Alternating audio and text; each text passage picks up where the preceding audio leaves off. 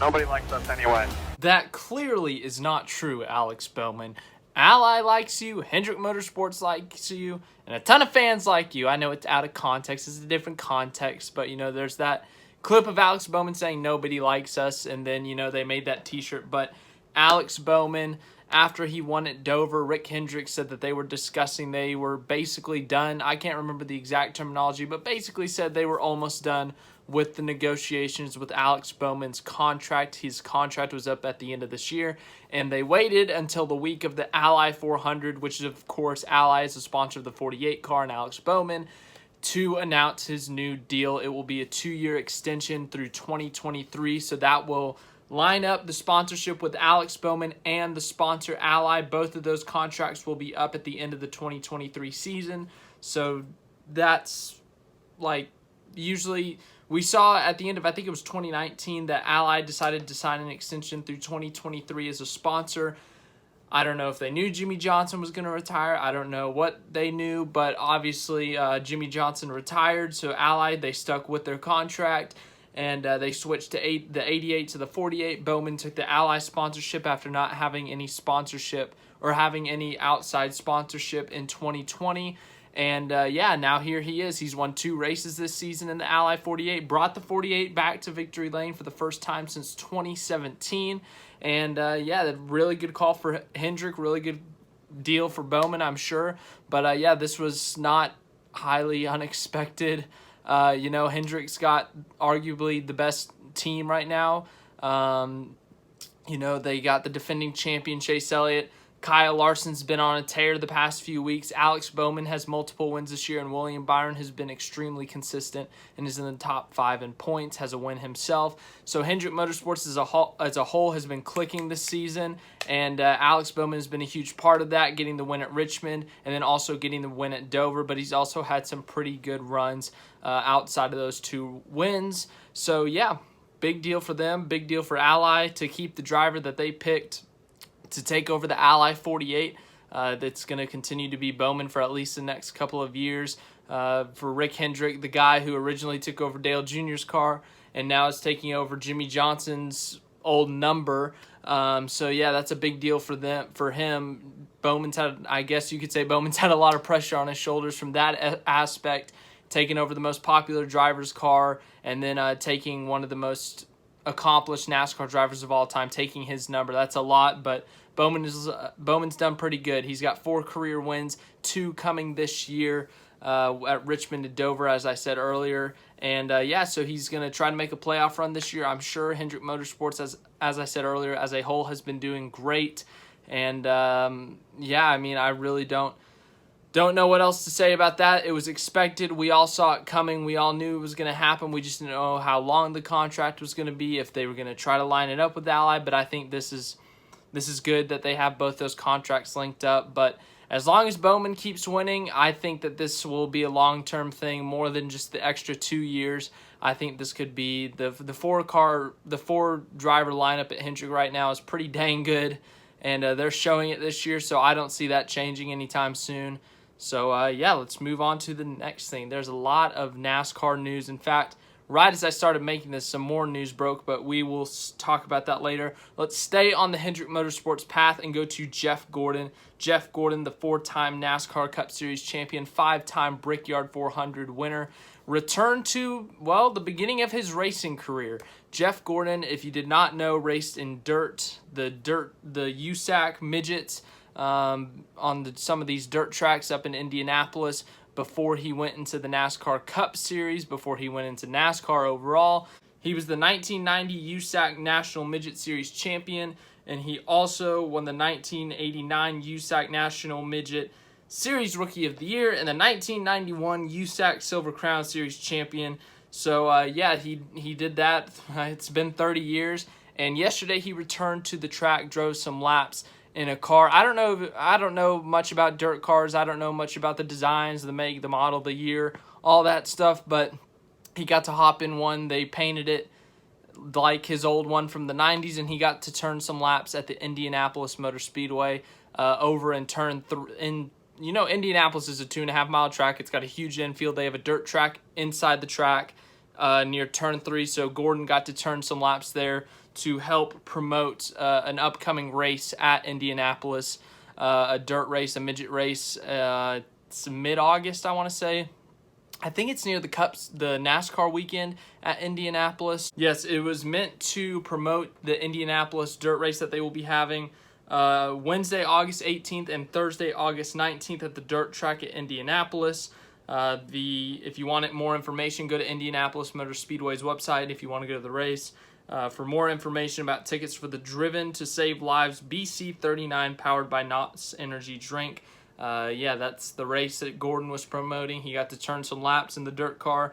Seemed like he had a good time. He said he said something like he felt like he was a kid again driving this car. So I thought that was a cool story for Gordon. You know, he's 48, 49 now. To go back to the beginning of his racing career over 30 years ago and getting to drive one of those cars again. So I'm pretty sure, I bet that was a cool experience for him. So thought I'd talk about that for a minute. And now we get to the big shocking news that, well, one of them is big and shocking and I had no idea it was coming. The other one, part of it is shocking. The other part we kind of already knew. Let's go with the more shocking.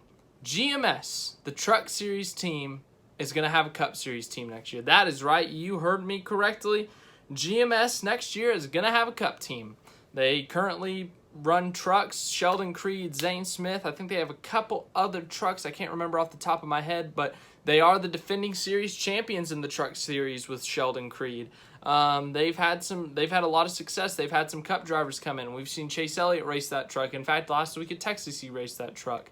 So GMS has had a very successful truck team, but there were no rumors, there were no guesses or anything like that. But all of a sudden they said, hey, let's go to Cup. And here we are.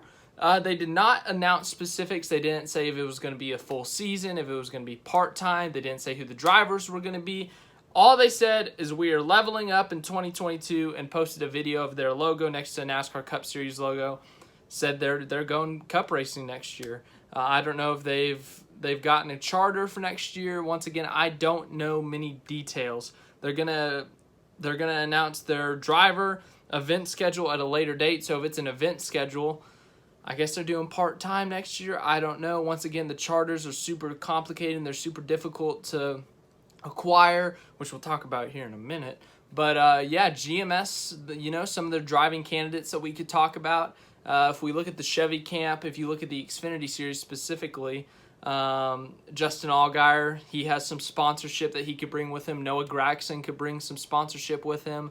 But as for their truck drivers, you know, Sheldon Creed's a really good driver. Zane Smith's a good up-and-coming driver, but I don't know if they have the sponsorship. You know, the Truck Series, some of the Truck Series drivers have struggled getting sponsorship past couple of years. You know, the defending champion was unsponsored for one or two races this year. So, you know, I'm not sold on them being the Cup Series driver because of that sponsorship issue. But if they were able to get someone with sponsorship like an Xfinity Series driver, like Justin Allgaier, like Noah Gragson, then that is a potential candidate for that car. Or if there's like a free agent out there that we don't know about. But yeah, that's GMS. I mean, I didn't expect this at all. If you expected this, you must work for GMS. But I'm shocked about that. I did not see that coming at all. Did not see them leaving trucks, but that's a big jump for them. So I'm curious to see how it'll go. I don't know how competitive they'll be, but that'll be something. Next up, we knew this was coming partially. Colleague Racing to the Cup Series. We already knew it. They had announced it a few weeks ago, but today they announced that they have acquired 2 charters. And one of them will be filled in by a full-time driver, Justin Haley, the 2019 Daytona Summer winner. And then the other one will be a part-time ride for AJ Allmendinger. And they have not announced who the other driver is. Remember, with the charter system, you have to race in every single race, whether it's the Daytona 500, whether it's a Martinsville race, whether it's the All-Star race. You have to race every single race in order to keep your charter. They ended up leasing both of these charters from Spire Motorsports. Spire has 3 charters, and they decided to give 2 or lease 2 of them, or sell, lease, whatever, 2 of them to Colleague Racing. And so Corey LaJoie fans, do not panic. Corey LaJoie will still be in the Spire number 7 car with a charter next year. He will still be racing in that car. But Colleague Racing now has 2 charters, with one full-time, Justin Haley, the other part-time, AJ Allmendinger. I believe AJ Allmendinger will continue to compete full-time in the Xfinity Series, looking for a championship there. But yeah, overall, Justin Haley, we kind of saw that coming. He's been racing for Colleague the past couple of years. He's worked really close with them. They like him. He likes them. They like each other. They've worked well together. They've won races together. They made it to the championship 4 last year in the Xfinity Series. They've had a lot of success together, so that's not a shocking combination there in the Cup Series. And then AJ Allmendinger, that's another one that's not shocking. He's raced a good bit for Colleague the past few years. He's won races for Colleague the last few years. He's even run some Cup races this year, and he's done well. He got a top 5 at COTA, I think, and he got a top 10 somewhere else, but Colleague's done good overall in the Xfinity Series. They've been a championship threat. And the Cup Series, when they have fielded a car, they have been good. So, if AJ Allmendinger, if they give him a good car at a road course or something, watch out. I think, Allmendinger's a really good road racer. He could win himself a race next year. As for Haley, I'm curious to see how he develops, curious to see how he does in a full-time Cup Series car. I'm just curious to see how he does. But as for potential candidates for the other part of the schedule that AJ Allmendinger is running, I'm heavily leaning towards Kaz Grala. He's run a few races this year. He had a top 10 in the Daytona 500, top 10 at Talladega.